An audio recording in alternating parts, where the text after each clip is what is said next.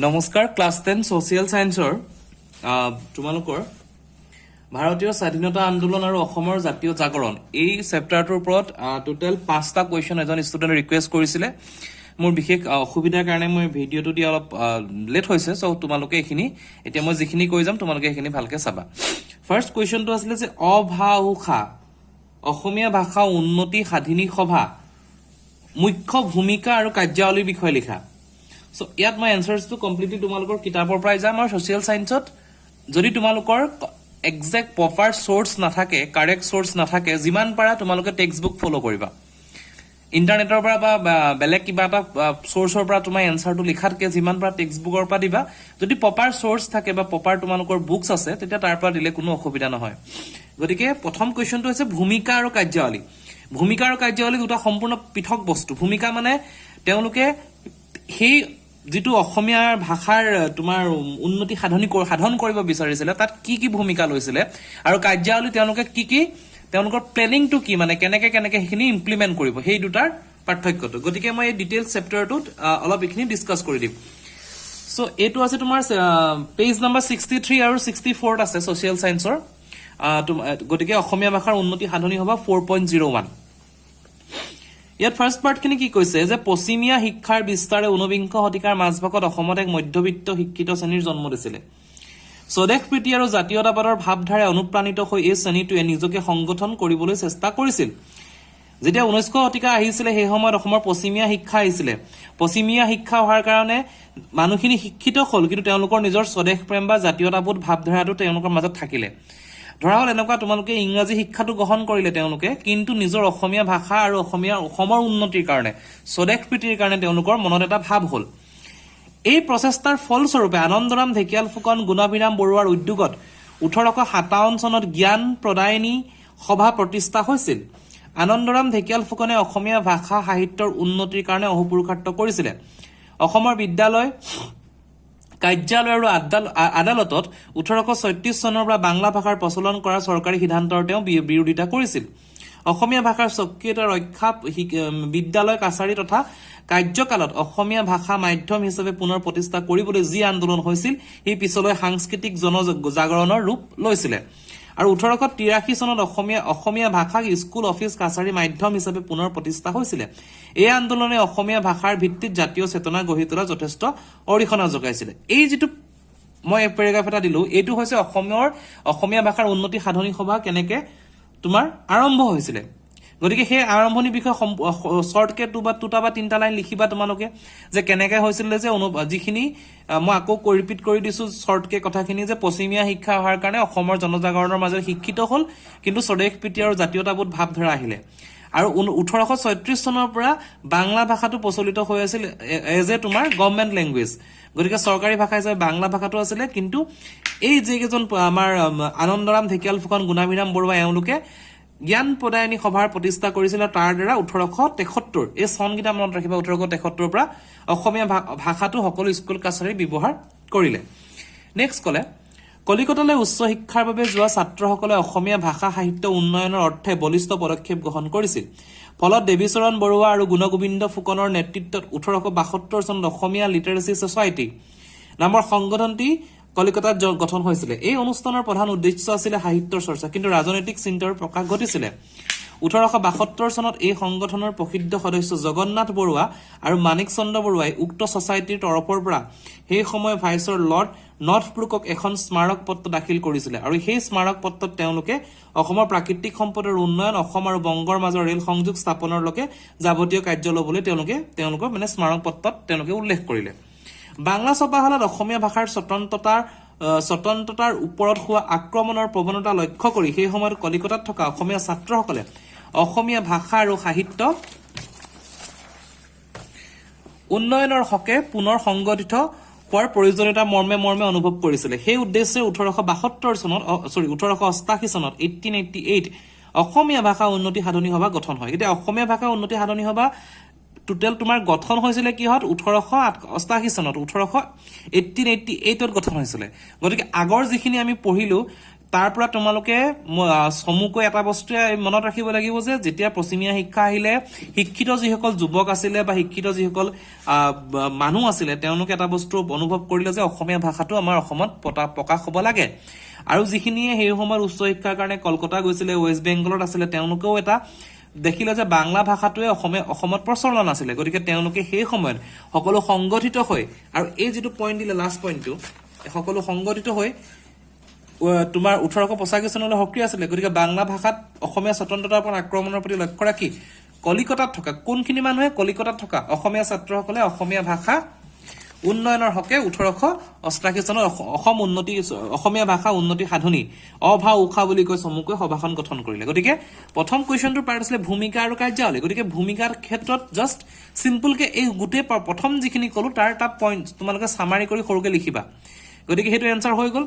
এটা নেক্সট কাৰ্যাৱলীৰ ভূমিকাটো অলপ আমি চাম ইয়াৰ অন্তৰালত আছিল সেই সময়ৰ প্ৰসিদ্ধ ছাত্ৰ হেমচন্দ্ৰ গোস্বামী লক্ষ্মীনাথ বেজবৰুৱা কনকলাল বৰুৱা চন্দ্ৰকুমাৰ আগৰৱালা ৰমাকান্ত বৰকাকতি এই সভাই ইহঁতৰ ভূমিকাটো কি আছিলে এই সভাই অসমীয়াসকলৰ মাজত একতা আৰু জাতীয়তাবাদৰ ভাৱধাৰা গঢ়ি তুলিবলৈ সক্ষম হৈছিল এইটো তোমালোকে ভূমিকাত প্ৰথম লিখিব লাগিব যে কি কৰিছিলে অসমীয়াসকলৰ মাজত একতা আৰু জাতীয়তাবাদৰ ভাৱধাৰা গঢ়ি তুলিবলৈ সক্ষম হৈছিলে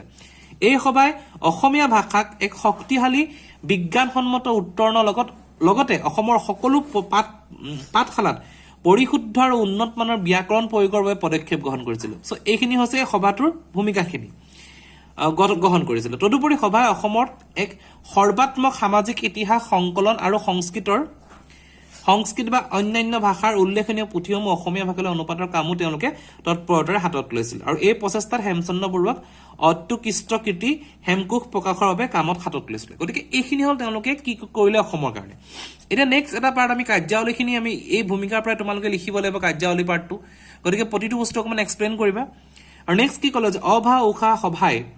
বুৰঞ্জী সাহিত্য সংস্কৃতি আৰু ভাষাৰ সম্পৰ্কে নিজৰ মাজত বৌদ্ধিক আলোচনা অব্যাহত ৰাখিছিল কাৰ্যাৱলী তেওঁলোকৰ এইটো এটা আছিলে কি কৰিছিলে বুৰঞ্জী সাহিত্য ভাষা এই পাৰ্টটোৰ পৰা ভূমিকাটো উলিয়াই আনিবা এই পাৰ্টটোৰ পৰা কাৰ্যাৱলী উলিয়াই আনিবা আৰু ক্ৰমান্বয়ে অসমৰ ভিন্ন প্ৰান্তত ইয়াৰ শাখা প্ৰতিষ্ঠা কৰিবলৈ চেষ্টা চলাইছিলে বহুতো অসমীয়া যুৱকে কলিকতাৰ শিক্ষা সমাপ্ত কৰি অসমলৈ ঘূৰি আহি কহিমা তেজপুৰ ডিব্ৰুগড় শিৱসাগৰ নগাঁও যোৰহাট বৰপেটা গোৱালপাৰা আৰু গুৱাহাটীত অভা উষাৰ সভাত গঠন কৰি অগ্ৰণী ভূমিকা গ্ৰহণ কৰিছিল উল্লেখযোগ্য যে এই সভাৰ দ্বাৰা প্ৰকাশিত আলোচনী জোনাকীয়ে অসমত এক নতুন যুগৰ সূচনা কৰিলে এইখিনি তেওঁলোকৰ কাৰ্যাৱলী এইখিনি ভূমিকা সো এইখিনি তোমালোকে নিজে সামাৰাইজ কৰি শৰ্টকে লিখি ল'বা এনসাৰটো গতিকে এইটো ইমানখিনি ইয়াত বুজিবলগীয়া বিশেষ নাই কেনেকে প্ৰতিষ্ঠা হ'ল সেইখিনি মই ক'লো কেতিয়াবা কেনেকে প্ৰতিষ্ঠা হ'ল সেইটো বিষয়ে কুৱেশ্যন আহে তেতিয়া তাত হেলকে তোমালোকে লিখিব লাগিব নেক্সট কুৱেশ্যন আছিলে আসাম এছ'চিয়েশ্যনৰ ব্ৰিটিছ শাসনাধীন অসমত সমাজ সংস্কাৰৰ বাবে আগবঢ়োৱা অৱদান 67-68 পেজত এইখিনি আছে যে আসাম এছ'চিয়েশ্যনে ব্ৰিটিছ শাসনৰ সময়ত সমাজ সংস্কাৰৰ কাৰণে কি কৰিছিলে মেইনলি সেইখিনিয়ে বিচাৰিছে সো আমি আসাম এছ'চিয়েশ্যনৰ ডেফিনেশ্যনত অলপ যাম অসমৰ কথা সামগ্ৰিকভাৱে চিন্তা কৰিবলৈ আৰু অসমৰ জনসাধাৰণৰ ইচ্ছা আৰু আকাংক্ষা চৰকাৰৰ ওপৰত নিবেদন কৰাৰ বাবে 1903 চনত মানিক চন্দ্ৰ বৰুৱাৰ নেতৃত্বত আসাম এছ'চিয়েশ্যন নামৰ অনুষ্ঠান জন্ম হয় ডাইৰেক্ট লাইন ইটো ফাৰ্ষ্টত লিখিবই লাগিব কেনেকে অসমীয়া এছ'চিয়েশ্যন জন্ম হ'ল অসমৰ সামগ্ৰিক চিন্তা আৰু জনসাধাৰণৰ ইচ্ছা আকাংক্ষা চৰকাৰৰ ওচৰত জনাবলৈ যেটো জনসাধাৰণে ডাইৰেক্টলি চৰকাৰৰ লগত কথা পাতিব নোৱাৰিবও পাৰে গতিকে সেইকাৰণে আসাম এছ'চিয়েশ্যন এটা গঠন কৰিছিল 1903 চনত মানিক চন্দ্ৰ বৰুৱাৰ নেতৃত্বত 1905 চনত ডিব্ৰুগড় চহৰৰ অনুষ্ঠিত হোৱা এই এছ'চিয়েশ্যনৰ প্ৰথমখন অধিৱেশনত গৌৰীপুৰৰ ৰজা প্ৰভাত চন্দ্ৰ বৰুৱাক সভাপতি জগন্নাথ বৰুৱাক উপসভাপতি মানিক চন্দ্ৰ বৰুৱাক সম্পাদক হিচাপে নিৰ্বাচিত হয় আৰু অসম এছ'চিয়েশ্যনে অসম ৰাজ্যৰ মুখ্যপত্ৰ হিচাপে সেৱা আগবঢ়াইছিল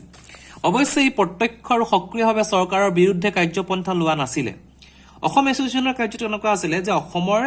জনসাধাৰণৰ সপক্ষে সেৱা কৰিছিলে চৰকাৰক তেওঁলোকৰ অভাৱ অভিযোগ মনৰ কথাখিনি কৈছিলে কিন্তু চৰকাৰ বিৰোধী কাৰ্যকলাপ অসম এছ'চিয়েশ্যনে কৰা নাছিলে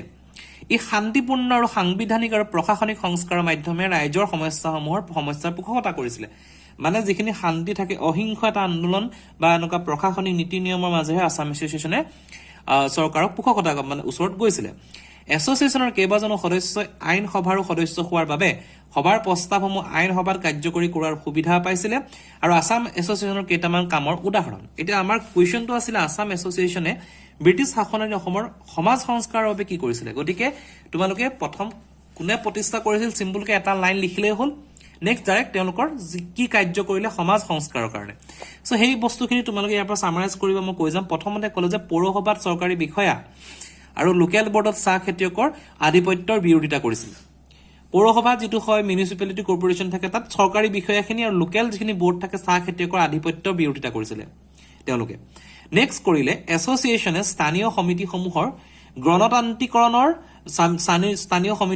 গণতান্ত্ৰিকৰণৰ দাবী উত্থাপন কৰিছিল গোটেইখিনি গণতান্ত্ৰিক এটা মাধ্যমৰ মাজে আহিবলৈ গোটেই স্থানীয় সকলো অনুষ্ঠানকে তেওঁলোকে দাবী কৰিছিল সমাজ সংস্কাৰৰ কাৰণে এখিনি কৰিছিল কাম বৰ্ধিত কৰ এটো ইম্পৰ্টেন্ট বৰ্ধিত কৰ চৰকাৰৰ শুল্ক ব্যৱস্থা আৰু কানিৰ প্ৰচলনৰ বিৰোধিতা কৰিছিল সমাজ সংস্কাৰৰ কাৰণে কৰা যদি কামৰ অতি ইম্পৰ্টেন্ট প্ৰথম পইণ্টটো যদি তোমালোকে লিখা এটো শুদ্ধ হ'ব যে কৰ যেটো টেক্স লয় যেটো শুল্ক ব্যৱস্থা আৰু কানিৰ প্ৰচলন তেওঁলোকে বিৰোধিতা কৰিছিল শিক্ষাৰ দিশত অসমক আগবঢ়াই নিবলৈ চেষ্টা কৰিছিল সেয়েহে এছ'চিয়েচনে কটন কলেজত অসমীয়া শিক্ষাৰ নিযুক্তি আৰু অসমত কাৰিকৰী শিক্ষানুষ্ঠানৰ হকে মাত মাতিছিল এতিয়া সমাজৰ কাৰণে কি কৰিলে শিক্ষাৰ কাৰণে কাম কৰিলে কটন কলেজত অসমীয়া শিক্ষকৰ নিযুক্তি আৰু যিখিনি কাৰিকৰী থাকে যিখিনি প্ৰফেশনাল কোৰ্স থাকে তাত অসমত স্থাপন কৰিবৰ কাৰণে তেওঁলোকে ৰিকুৱেষ্ট কৰিছিল গতিকে এইখিনি হৈ গ'ল আসাম এছ'চিয়েচনৰ তোমাৰ কাৰ্য আৰু কি কৈছে যে বংগ বিভাজনৰ বিৰোধিতা কৰি অসমক পূব বংগৰ পৰা পৃথক কৰিবলৈ 1907 চনত এছ'চিয়েচনে চৰকাৰৰ ওচৰত স্মাৰক পত্ৰ দাখিল কৰিছিল এইটো এটা পইণ্ট হয় কিন্তু পিছত এছ'চিয়েচনে বংগ বিভাজনৰ ক্ষেত্ৰত সাৰ্বজনিক সভাৰ দৰে ভূমিকা গ্ৰহণ কৰিলে গতিকে নেক্সট আসাম এছ'চিয়েচনৰ আৰু কি হয় ডিটেইলছটো দিয়া আছে কিন্তু মেইনলি সমাজ সংস্কাৰৰ কাৰণে কামত এইকেইটা পইণ্ট তোমালোকে লিখিলে সাফিচিয়েন্ট নেক্সট কুৱেশ্যন আছে অসম প্ৰদেশ কংগ্ৰেছ কমিটিৰ জন্ম আৰু ভূমিকা সম্পৰ্কে লিখা 69 পেজত আছে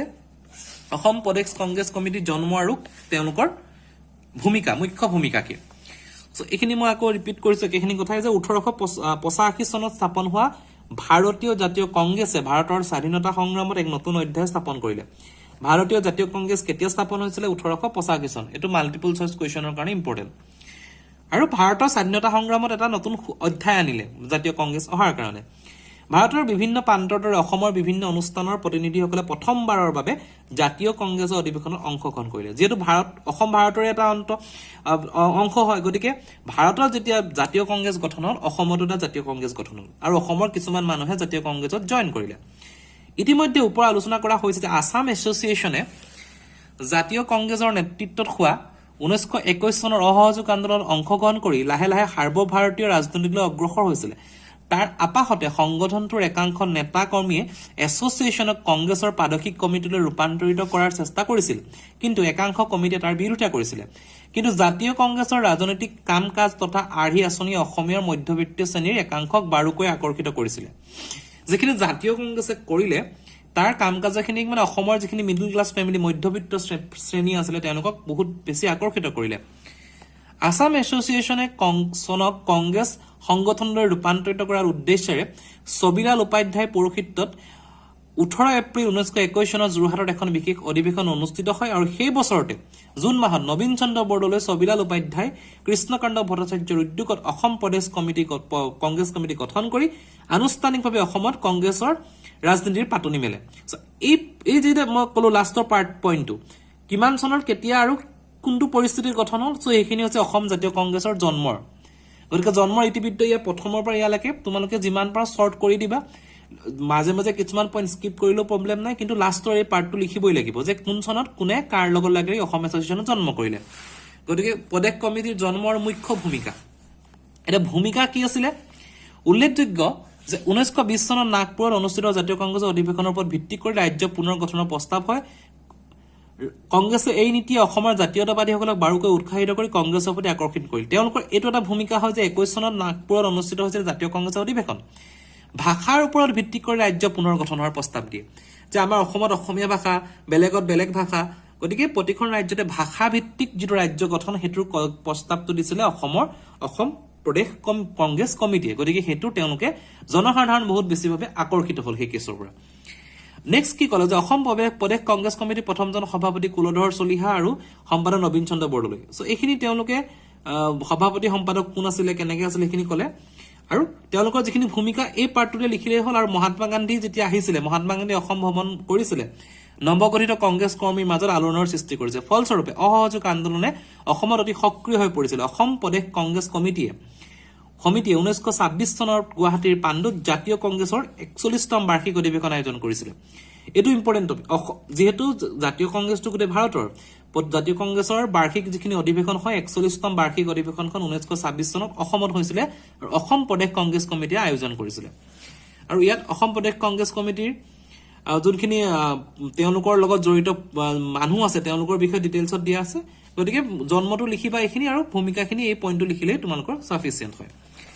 নেক্সট অসম প্ৰদেশ কংগ্ৰেছ কমিটি হ'ল নেক্সট স্বদেশী আন্দোলনত অসমৰ ভূমিকা সম্পৰ্কে লিখা স্বদেশী আন্দোলনৰ অসম পেজ নম্বৰ 69 আছে অসমৰ ভূমিকাটো আমি সেপাৰেটকে ক'ব লাগিব মই অলপ ইনিশিয়েল পাৰ্টটোত যাম অসমৰ সৈতে পূৰ্ববংগ সংলগ্ন কৰি নতুনকৈ গঠন কৰিব বিচৰা প্ৰদেশখনক প্ৰথম অৱস্থাত পূৰ্ববংগ নামেৰে নামকৰণ কৰা হৈছিল প্ৰথমতে যেতিয়া তোমাৰ বেংগলটো পাৰ্টিশন হৈছিল তেতিয়া অসমক লগত যোনখন দেশ লগ লাগি একেলগে ৰাখিছিল সেইখন প্ৰথমতে পূৰ্ববংগ বুলি কৰা হৈছিল অসম নামেৰে জনজাত বিশাল ভূখণ্ডক প্ৰস্তাৱিত প্ৰদেশখনৰ ভৌগোলিক সীমাৰ ভিতৰত ৰাখিও অসম নামটো প্ৰদেশখনৰ পৰা শিৰোনামাৰ পৰা বিলুপ্ত কৰিছিল এক কথাত ক'বলৈ গ'লে অসমে নিজস্ব অস্তিত্ব প্ৰায় হেৰুৱাই পেলোৱাৰ উপক্ৰম হৈছিল যেতিয়া বেংগল বিভাজন হ'ল অসমক পূৰ্ববংগ বুলি ক'লে অসমৰ অস্তিত্বটো লাহে লাহে হেৰাই যাব ধৰিলে কিন্তু প্ৰস্তাৱিত প্ৰদেশখনৰ নামটোৰ লগত অসম শব্দটো যোগ নোহোৱাত অসমস্থিত ইউৰোপীয় চাহ খেতিয়ক সংস্থাই আপত্তি দৰ্শাইছিল আন্তৰ্জাতিক বজাৰত অসমৰ চাহৰ বাবে বিখ্যাত হৈ পৰা হেতুকে ব্যৱসায়িক লাভৰ প্ৰতি লক্ষ্য ৰাখি পূৰ্ববংগৰ লগতে অসম নামটো সংলগ্ন কৰিবলৈ চাহ খেতিয়ক সন্থাই জোৰ দিছিল পিছত নৱগঠিত প্ৰদেশখনক পূৰ্ববংগ আৰু অসম নামেৰে নামকৰণ কৰিলে গতিকে বেংগল ডিভিজনৰ পিছত তোমাৰ প্ৰথমতে পূৰ্ববংগ কিন্তু চাহ খেতিয়কসকলে যেটো অসমৰ পৰা গোটেই ব্যৱসায়টো কৰি আছে তেওঁলোকে ৰিকুৱেষ্ট কৰিলে আবেদন কৰিলে যে অসম নামটো থাকে তেতিয়া নামটো হৈ গ'ল পূৰ্ববংগ আৰু অসম আৰু আমাৰ এই কোৱেশ্চনটো আছিল স্বদেশী আন্দোলনৰ অসমৰ ভূমিকা গতিকে এইখিনি হৈছে স্বদেশী আন্দোলনটোত অসম কেনেকৈ গঠন হৈছিল বা অসমৰ যেটো নামটো ক'ৰ পৰা আহিলে সেইখিনি আমি কৰি আছো এটা ভূমিকাৰ বিষয়ে আমি পিছতে পঢ়িম 1905 খ্ৰীষ্টাব্দৰ 16 অক্টোবৰত বংগ বিভাজনৰ কাৰ্যসূচী গ্ৰহণ কৰাৰ লগে লগে পূৰ্ববংগ আৰু অসম এখন লেফটেনেণ্ট গভৰ্ণমেণ্ট শাসিত প্ৰদেশ হয় অসমৰ তদানীন্তৰ মুখ্য আয়ুক্ত ফুলেৰেই পূৰ্ববংগ আৰু অসম প্ৰদেশক লেফটেনেণ্ট গভৰ্ণৰ অধিষ্ঠিত হয় আৰু একে সময়তে অসমৰ ৰাজধানী শ্বিলঙৰ পৰা ঢাকালৈ স্থানান্তৰিত কৰা হয় এইটো 1905 চনৰ কথা অসমৰ ৰাজনৈতিক অনুষ্ঠান অসমৰ দুটা ৰাজনৈতিক অনুষ্ঠান যোৰহাট সাৰ্বজনীন সভা আৰু অসম এছ'চিয়েশ্যনে বংগ বিভাজনৰ বিষয়ত মনোভাৱ আৰু ভূমিকা সম্পৰ্কে আগতে উল্লেখ আমি অলৰেডি পঢ়িছো এই অসম এছ'চিয়েশ্যনটো পঢ়িছোৱে যোৰহাট সাৰ্বজনীন সভাৰ ওপৰত মোৰ সেপাৰেট এটা ভিডিঅ' আছে তোমালোকে এইটো চাই ল'বা এতিয়া একে সময়তে পদ্মনাথ গোহাঁইৰ পৰা এইখিনি তেওঁলোকে কেনেদৰে গঠন দিলে স্বদেশী আন্দোলনৰ অসমৰ ভূমিকা এইখিনি আমি এটা অলপ চাম স্বদেশী আন্দোলনৰ এই পাৰ্টটো লিখিবই লাগিব এই কুৱেশ্যনত স্বদেশী আন্দোলনৰ প্ৰতিক্ৰিয়া অসমলৈ বিস্তাৰিত হৈছিল বিশেষকৈ ব্ৰহ্মপুত্ৰ উপত্যকা ধুবুৰী গৌৰীপুৰ গোৱালপাৰা গুৱাহাটী তেজপুৰ ডিব্ৰুগড় আদি নগৰ অঞ্চলত এই আন্দোলনৰ প্ৰভাৱ পৰিছিল অসম কেশৰী অম্বিকাগিৰি ৰায়চৌধুৰী আৰু গোবিন্দ লাহিৰীয়ে গুৱাহাটীৰ ছাত্ৰসকলৰ মাজত বিদ্ৰোহী সংগঠন গঢ়ি তুলিছিল তেওঁলোক অসমৰ জিলাসমূহ স্বদেশী বস্তু ব্যৱহাৰৰ বাবে প্ৰচাৰ চলাইছিল ফলত অসমৰ মানুহে নিমখৰ পৰিৱৰ্তে খাৰ বিদেশী শ্ৰেণীৰ সলনি বেনাৰসৰ শ্ৰেণী বিদেশী বস্ত্ৰৰ বিপৰীতে থলুৱা এৰিমুগা কপাহী আৰু খাদী বস্ত্ৰ ব্যৱহাৰ কৰিছিল গুৱাহাটীৰ এডল ছাত্ৰই সপ্তাহত দুদিন জাহাজ ঘাট কুলিৰ কাম কৰি উপাৰ্জন কৰা ধন স্বদেশী আন্দোলনৰ পুঁজিলৈ আগবঢ়াইছিল অম্বিকাগিৰিয়ে বন্দনী ভাৰত নামৰ এখন বিদ্ৰোহাত্মক নাটক ৰচনা কৰিছিল কটন কলেজিয়েট হাইস্কুলৰ নাটকখনৰ অভিনয় 31 জুলাই 1906 চনত চলি থকাৰ মাজতে পুলিচে মঞ্চৰ পৰাই নাটকখনৰ পাণ্ডুলিপি বাজেয়াপ্ত কৰিছিল ক্ষুদিৰাম বসু ৰবীন্দ্ৰ ঘোষ উল্লাস কৰ দত্তৰ লগত যোগাযোগ কৰি অম্বিকাগিৰি ৰায়চৌধুৰী সেৱা সংঘ নামৰ এটা বিপ্লৱী অনুষ্ঠান গঢ়ি তুলিছিল আৰু 1906 খ্ৰীষ্টাব্দৰ 7 ছেপ্টেম্বৰ তাৰিখে বোমফিল ফুলাৰক হত্যা কৰাৰ উদ্দেশ্যে গুৱাহাটী শ্বিলং পথত এটা বোমা ফুটিছিল আৰু পুলিচে সম্ভেদ পাই এই সম্পৰ্কত অম্বিকাগিৰিক জেৰা কৰিছিল ফলস্বৰূপে 1914 চনত খ্ৰীষ্টাব্দলৈকে বৰপেটাৰ অন্তৰীণ বন্দী হিচাপে থাকিব লগা হৈছিল আৰু ব্ৰিটিছ চৰকাৰে ব্ৰহ্মপুত্ৰ উপত্যকাবাসীক স্বদেশী আন্দোলনৰ প্ৰভাৱৰ পৰা আঁতৰাই ৰাখিবলৈ চেষ্টা কৰিছিল এই উদ্দেশ্য আগত ৰাখি চৰকাৰে হাতত লোৱা কেইটামান জনহিতকৰ কাম আছিল গতিকে এই যে পাৰ্টটো মই ক'লো এই গোটেই পাৰ্টটো হৈ গ'ল তোমাৰ অসমৰ ভূমিকা স্বদেশী আন্দোলনত আৰু ব্ৰিটিছে অসমক আঁতৰাব দিছিল চৰকাৰে কিছুমান ভূমিকা লৈছিল এইটো কুৱেশ্যনো আহিব পাৰে কেতিয়াবা যে স্বাধীনতা স্বদেশী আন্দোলনত অসমক আঁতৰাবলৈ বিদ্যুৎে কি ভূমিকা লৈছিল সো এই পাৰ্ট গিটা তোমালোকে পঢ়ি লবা সেম পইণ্ট দিয়া আছে তো হেতুত মই নাযাওঁ যেহেতু মোৰ কোৱেশ্চনটো অকল ভূমিকাটোৰ বিষয় আছিল নেক্সট কোৱেশ্চন আছে অসহযোগ আন্দোলনত কেনেদৰে অসমত প্ৰভাৱ পেলাইছিল 71 72 পেজ নম্বৰ ডিটেইলছত দিয়া আছে অসহযোগ আন্দোলন আৰু অসম যেটোৰ ওপৰত মই এটা ভিডিও দিছো যেটো তোমাৰ ইংলিছত আছিল গতিকে অসমীয়া যিখিনি আছে মই পইণ্টটো অলপ কৈ দিছো সো বুজাই দিম তোমালোকে নিজে লিখি লবা এনসাৰ গিটা ভাৰতৰ স্বাধীনতা সংগ্ৰামৰ ইতিহাসত অসহযোগ আন্দোলন এক গুৰুত্বপূৰ্ণ অধ্যায় ভাৰতৰ জাতীয় কংগ্ৰেছৰ এই আন্দোলন 1920 চনৰ পৰা 1922 চনলৈ চলিছিল দুবছৰ চলিছিল কেইবছৰ দুবছৰ হেতু মনত ৰাখিবা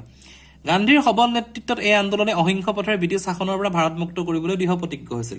মহাত্মা গান্ধীৰ আহ্বানত সমগ্ৰ দেশে যেতিয়া অসহযোগ আন্দোলন নামি পৰিছিল তেতিয়া আসাম এছ'চিয়েশ্যনে এই আন্দোলনত অংশ কৰিব নে নকৰে সেই সম্পৰ্কে নিশ্চিত নাছিলে যেতিয়া গান্ধীৰ নেতৃত্বত অসহযোগ আন্দোলন হল অসম এছ'চিয়েশ্যনে কিন্তু তেতিয়ালৈকে তেওঁলোকে নিশ্চিত নহয় যে তাত জয়েন কৰিব নে নকৰে গংগা গোবিন্দ বৰুৱা তাৰাপ্ৰসাদ চলিহা ঘনশ্যাম বৰুৱা চন্দ্ৰধৰ বৰুৱাৰ নেতৃত্বত একাংশই অসম এছ'চিয়েশ্যনে নিজৰ সুকীয়া অস্তিত্ব বজাই ৰাখি অসমৰ থলুৱা সমস্যাসমূহ সমাধানৰ ওপৰত গুৰুত্ব দিছিল এওঁলোকে কি কৰিছিল জাতীয়তাবাদৰ কিছুমান চিন্তা লৈ অসমৰ সমস্যাসমূহ মানে সমাধান কৰিবলৈহে গুৰুত্ব দিছিল তেওঁলোকে অসহযোগ আন্দোলন কৰাতকৈ হি যি কি নহওক অধিকাংশই কিন্তু সক্ৰিয় ৰাজনীতিত অংশগ্ৰহণ কৰাটো বিচাৰিছিল 1920 চনৰ ডিচেম্বৰত তেজপুৰত বহা 17 সংখ্যক অধিৱেশনৰ তীব্ৰ বাক বিতণ্ডাৰ অন্তত অসহযোগ আন্দোলনত অংশগ্ৰহণৰ প্ৰস্তাৱ গ্ৰহণ হৈছিল আৰু আন্দোলনৰ সমৰ্থনত কংগ্ৰেছৰ নীতি নিৰ্দেশনা মানি চলিবলৈ সিদ্ধান্ত হৈছিল গতিকে অসহযোগ আন্দোলন মানুহে গ্ৰহণ কৰিলে